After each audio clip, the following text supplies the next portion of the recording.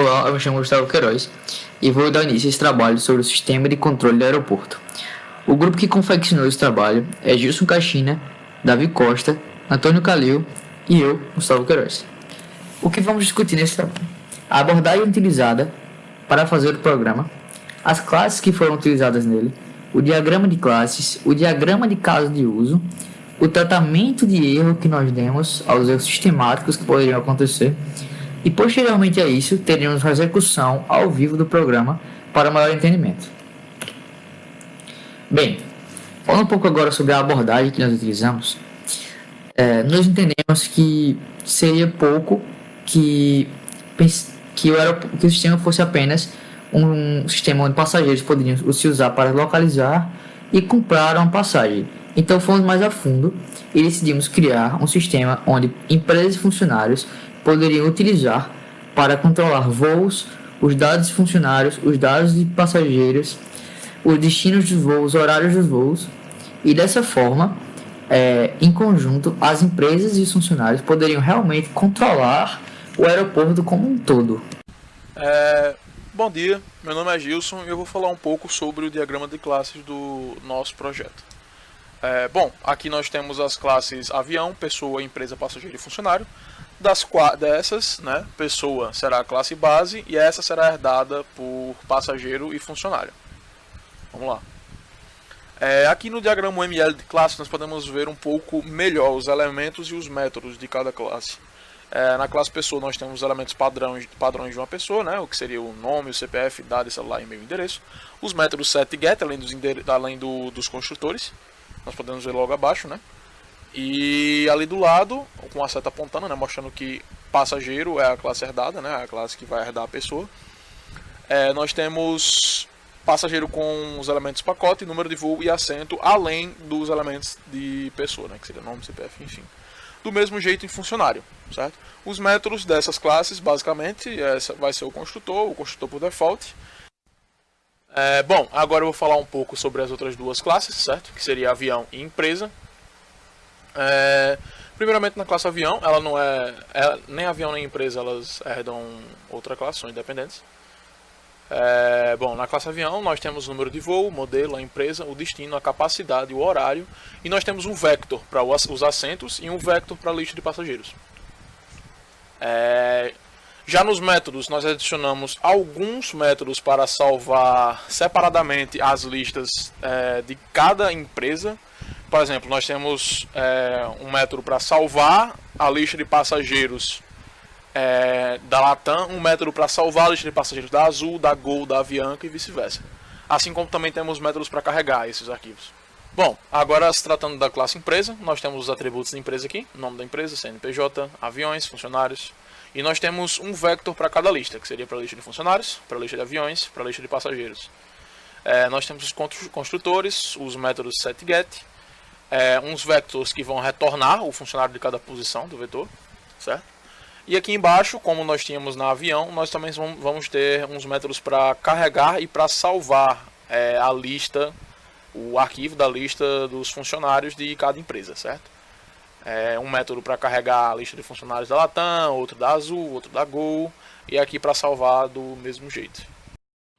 Bom dia, eu me chamo Antônio Calil e agora eu irei falar sobre o diagrama de caso de uso, que no nosso caso é sobre um sistema de organização do aeroporto. Aí basicamente a gente pensou assim, no caso de uma empresa de avião. No caso, uma Gol seria um exemplo disso. Aí a gente tem dois atores principais no caso dessa empresa, que uma entrada seria o chefe dessa empresa, que seria o maior cargo, e um funcionário comum, que seria basicamente qualquer funcionário da empresa. Aí o que é que a gente fazia? Os dois teria duas opções no início, uma para entrar na empresa e a outra para entrar como funcionário comum. Aí você entraria, escolher a opção e você teria que escolher a empresa. Os dois teriam que escolher a empresa. Aí escolhendo essa empresa, cada empresa a gente criou uma senha diferente. Uma senha para o chefe e uma senha para o funcionário. Que no caso seriam duas senhas distintas, né? Aí, para não ocorrer fraudes. Aí com isso a gente Vendo essas senhas, a gente iria verificar as entradas incoerentes e, com o tratamento de erro, retornar se tivesse algum erro da senha. Aí, com isso, chegando para o ator funcionário comum, depois de usar a senha, o que é que o funcionário poderia fazer? Ele poderia imprimir a lista de passageiros de um voo dessa empresa, poderia modificar o horário de um voo, poderia modificar o destino e poderia pesquisar por outro funcionário da empresa. Aí agora, pegando sobre o chefe, que teria muito mais funcionalidades, quando ele inserisse a senha, ele poderia escolher entre avião, funcionário e passageiro. Se ele escolhesse avião, ele teria a opção de alterar o destino de um avião, mostrar a lista de aviões, alterar um horário de um avião. E no caso do funcionário, ele poderia contratar um funcionário, pesquisar por um funcionário, editar um funcionário e demitir um funcionário. Ou seja, muito mais coisa do que o funcionário comum. E ele também teria a opção sobre o passageiro, que no caso ele mostraria a lista de passageiros de um voo e ele poderia editar um passageiro de um voo. Sendo assim, as funcionalidades do nosso projeto. Obrigado. Bom, agora falando sobre a alocação de memória, a gente optou por alocação com containers, que no caso a gente escolheu o vector, que como vocês podem ver, temos o vector de funcionário, que é a lista de funcionários, e o vector de avião, que é a lista de aviões dentro da classe empresa, ou seja, os funcionários e os aviões dessa mesma empresa. Seguindo essa lógica, podemos utilizar esses vectors nos métodos, né? A gente utilizou lista de funcionários, nesse adiciona funcionário, para adicionar um funcionário, e no retiro funcionário a gente utilizou a lista também, e o erase para poder apagar o funcionário da memória.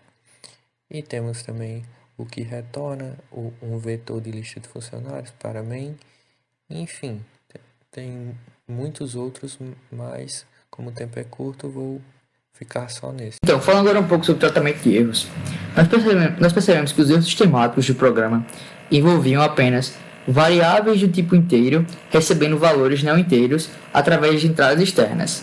Então, o que fizemos foi, criamos uma classe derivada de runtime error chamada não inteiro. E então, no programa principal, na main, colocamos um try e logo após esse try um catch. Então, para testar após cada entrada de um número que deveria ser inteiro,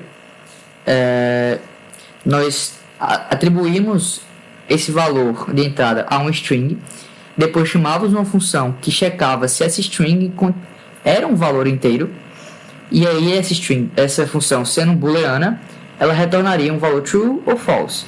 Então, se desse que era um valor inteiro, true, o programa continuaria normalmente. Se desse um valor falso, o que nós fizemos é que colocamos um throw, que depois seria captado pelo catch e retornaria ao início do programa.